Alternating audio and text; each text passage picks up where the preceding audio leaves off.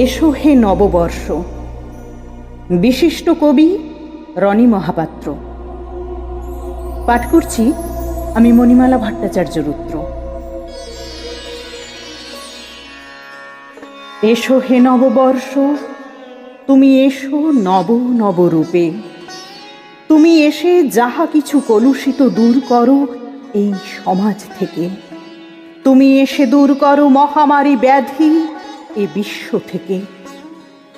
তুমি এসো বৈশাখের প্রখর রৌদ্রে অঝরে বৃষ্টি হয়ে।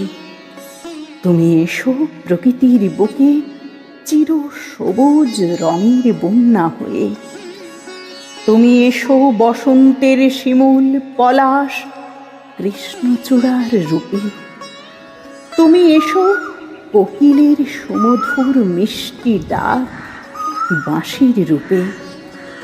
তুমি এসো চাষির মনে খুশি জাগিয়ে নবান্নের ধানের ক্ষেতে। তুমি এসো উজাড় করে নিয়ে অন্ন, অভুক্ত প্রাণী যেন পায়ে দুবেলা পেট ভরে খেতে। তুমি এসো জাতপাত ভুলে থেকো হিন্দু মুসলমান সম্প্রীতির বন্ধন জুড়ে। তুমি এসো মানবের হিংসা বিবাদ দূর করে মানবিক রূপ ধরে। তুমি এসো মুক্ত পরিবেশ হয়ে, যেন থাকতে পারে মহাময়ী কন্যা এই সমাজে নির্ভয়ে। তুমি এসো নব যুবকের বেশে, এই ভগ্ন সমাজ গঠন করবে যে ভালোবেসে। এসো হে সকল মানব ভুবনের যাত্রী, পুরাতনের গ্লানি ভুলে নতুন বর্ষে সকলকে ভালোবাসো দিন রাত্রি। তুমি এসো মিলনের মাঝে এত ভালোবাসা বিলিয়ে দাও সকলের তরে। রেখো না আর মানবের হৃদয়ে ভালোবাসা বদ্ধ করে।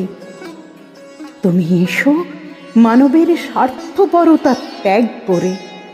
প্রকৃতির সমস্ত জীব যেন বেঁচে থাকে আনন্দে প্রাণ ভরে।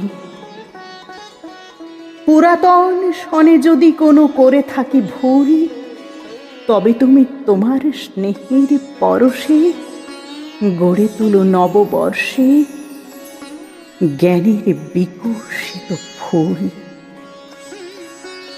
অন্তর হতে জাগ্রত করো বিবেকের জ্ঞান, এই শুধু মোর প্রার্থনা। হে ভগবান,